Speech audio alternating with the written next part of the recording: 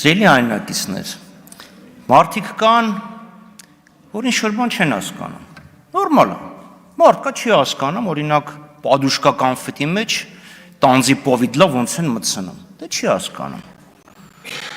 մարդ կա շատ լավ հասկանում է, ինչպես կարելի է էլեկտրամագնիսական ալիքով լիսկավորված մասնիկները արագացնել,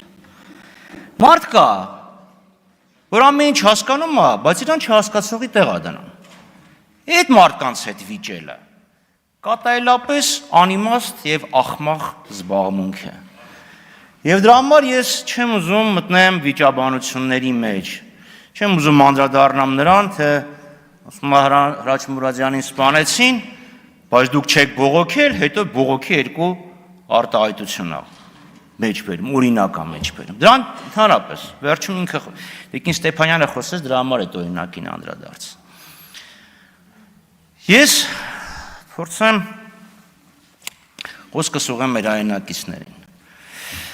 Ուրեմն երբ այս իշխանությունները ինչ-որ բանի մասին խոսում են, իրենց իշխանավարման 8-րդ տարում, իրանք օգտագործում են ներկա շարունակականը, անում ենք, իսկ ինչ եք արել, 300 դպրոց, 500 մանկապարտեզ, կառուցում ենք իշխանավարման 8-րդ տարում, քանիսն է արդեն կառուցվել, քանիսն է արդեն կառուցվել այդ 300-ից և 500-ից, 10%-ը, 15%-ը, 20%-ը, դրա մասին ասեք, արել ենք, ինչ ոչ թե ինչ եք անում, ստեղ Պարուչիկ Ռժևսկիի անեկդոտն է, ասում է, պրոցեսն է դուրս գալի, այդ պրոցեսը, գիտեք, ոչ մի բան չի նշանակում, պրոդուկտն է, արդյունքն է, որը եթե ունենայիք, կբերեիք, կմտցնեիք, իցույց կդնեիք հասարակության աչքի առաջ։ Հիմա ինչպես այս իշխանությունը պայքարում կոռուպցիայի դեմ։ Բանջնից նրան է ասել, որ իրանց իշխանության ժամանակ տեղի ունեցող պարսավելի և հորի երևույթները էլի ընդդիմության են վերագրում։ Բա իշխանություն եք։ Բար եք, ասում եմ, բարձրագոչ, ցցուն, վերդիկտ,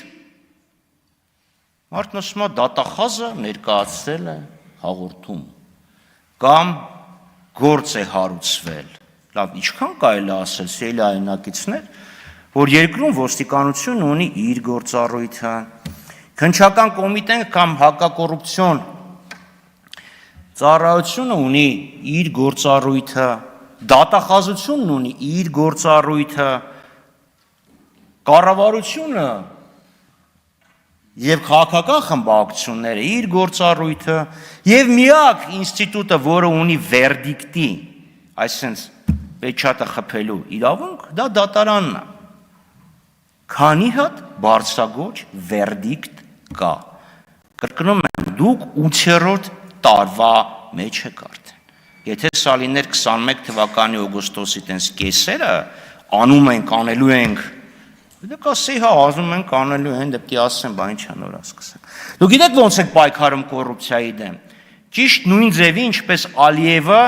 պայքարում էր իրենց ասելով բռնի տեղահանվածների խնդիրները լուծելու համար։ Չհիշում եք Ալիևները հառաչում բառաչում էին, 1 միլիոն մարդ տեղահանված, սոված, ծարավ, վրաններում, նավթի հոտ են շնչում։ Իրա նպատակը պայքարելը չէր իր ասած բռնի տեղահանվածների դեմ։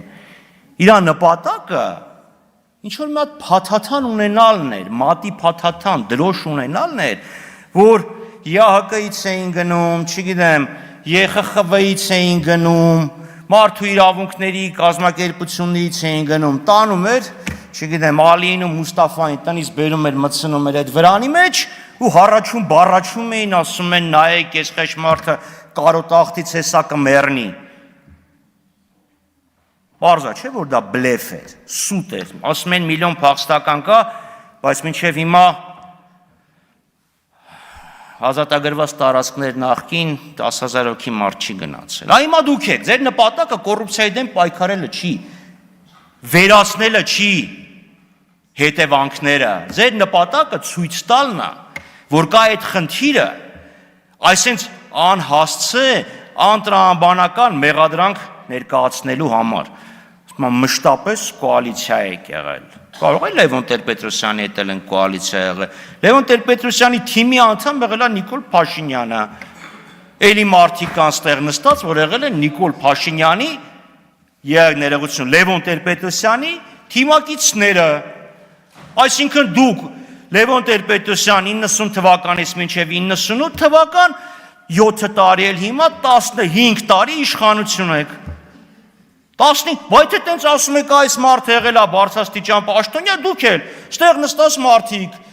Անդրանիկ Քոչարյան, կստացի շատ ուժեղ քայլ արեցիք իրան, որ այդ չթողեցիք էթիկայի հանձնաժողով ստեղծելը, մարդը սենց հանգիստ նստած է, ծիշևադը նիժը տրավը, հիմա տեսեք ինչ արդարացնում է ձեր վստահությունը, էլի կային, Ռոբերտ Քոչյանը սպասի, 2098 թվի մասին է խոսքը, ես ավելի հետ եմ գնում, ուրեմն Գագիկ Մելքոնյանը, շարունակենք, հա, թողենք մնացած, հա, դրա համար եմ ասում, եթե տենց արդարություն եք ասում, տենց ասկն, դա ամենամեծ, ամենաերկար ժամկետը, որը եղել է մի կուսակցություն իշխանություն, դուք եք եղել, վերջ, մյուս խնդիրը, այո, այսինքն դուք 15 տարի իշխանություն եք եղել, բայց սենց վիճակում եք հասցրել երկիրը, կոռուպցիա, հիմա չեք ուզում պայքարեք, դե ոնց պայքարեք, Վիշինսկին մի հատ խոսք են, չէ, ասում են քննչական գործողությունների արդյունքում պետք է զգույշ լինես, որ քո վրա դուրս չգաս։ Ինչևէ, մի քանի ես անդրադառնամ այդ խայտառակ հարցու պատասխանին, մի քանի կեղծ, անազնիվ, մեղմ ասած պնդումներ եղան։ Նիկոլ Փաշինյանն ասում է, ես ստիպված էի Պրագայում ճանաչել Հայաստանի 29840 կիլոմետրը, որովհետև մինչև ինձ Հայաստանի ինքնիշխանությունը, տարածքային ամբողջականությունը ոչ ոք չէր ճանաչել։ Մինչև էդ էլ ասում էր դե Ալմատայի հռչակագրով բոլորն իրանց տարածքային ամբողջականությունը ճանաչեն, այսինքն խալխինը ճանաչում ես, քոնը չես ճանաչում։ Հա, եթե խալխի սահմանները ճանաչում ես, ուզես չուզես քո սահմանն էլ է ճանաչվում։ Բա ասում էիք 10 թվականի վարչատարածքային բաժանման օրենքով ճանաչվել է Հայաստանի սահմանները, բայց այդ չեղավ։ Այդ այսինքն երբ որ պետք է, ասում եք, չէ, ոչ մեկ տարածքային ամբողջականություն չէր ճանաչել, հիմա ասում եք, երբ որ պետք չէ, ասում եք առաջին մարտն է, որ եկա։ Բա վարչատարածքային բաժանման մասին օրենք եք մեջ բերում։ Մի հատ կողմնորոշվեք, լավ կողմնորոշվեք։ Ձեր ֆրակցիայի ղեկավարը ասում է դուք քաղաքական հայդուկ եք, դուք էս եք, դուք սենց կայուն եք, դուք եք քաղաքական քամելիոն եք։ Դու հայն 02-ը որ բրթում էիք, ուրեմն ճիշտ է, այդ Ժիգուլիի մասին, հետաքրքիր այն մարդը, որ դեռ Ժիգուլի էր բրթում, ինքը հիմա Մերսեդես քշում է, թե չէ, որտեվ դուք մի հատ նախարար ունեիք, մինչև նախարար դառնալը փող չուներ հեռուստացույցը ապառիկով էր առնում, հետո կարծեմ 250,000 տվեց կամ 250,000-ով տուն առավ, մի մասը հիպոթեկով, այսօր էական բարգավաճում կա, այդ մասը ընդունենք։ Ինչևէ, խնդրում եմ էլի, պարոն Ռուբինյան, եթե մարդ ուզում է բանավիճի, շատ զզվելի է, բայց եթե դուք դա խրախուսում եք, չեմ խրախուսում, բայց դուք էլ եք տեղից։ Եթե խրախուսում եք, շարունակեք։ Հարգելի գործընկերներ, մի ընդհատեք։ Ես կարող եմ ծապտան պարեք օրինակ շատ կհարստանա։ Հանգստացեք։ Հարգելի գործընկերներ, բոլորով մի հատ հանգստացեք։ Պարոն Խաչատրյան, մի վարքյան։ Պարոն Հովհաննիսյան, մի վարքյան։ Խնդրում եմ։ Ուրեմն, դա կեղծ պնդում է։ Եղել է պարտադրանք եւ Հայաստանի այդ օրվա իշխանությունները առաջի անգամ ճանաչել են Ադրբեջանի ինքնիշխանությունը Արցախի հանրապետության նկատմամբ։ Մյուս խնդիրը, այն որ չուներ հեռուստացույց, հիմա ունի 200 քանի հազարանոց տուն, ասում է տարածքային ամբողջականության շրջանակներում է ճանաչվել ինքնորոշման իրավունքը։ Սուտ, զառանցանք, 18 թվականի փաստաթուղթը, որը դուք ժառանգել եք, դա գրած է ինքնորոշման իրավունք առանց օրակարգի սահմանափակման, դուք եք այդ թուղթը կարդացել։ Բոլոր փաստաթղթերում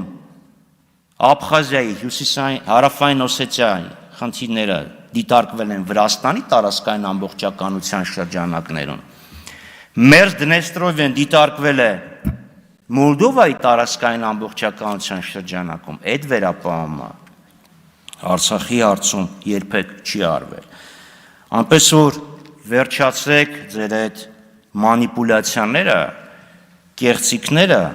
եւ խաբելու քաղաքականությունը, դրանց արդեն ոչ ոք չի հավատում։ Շնորհակալություն։ Էմմա Պալյան։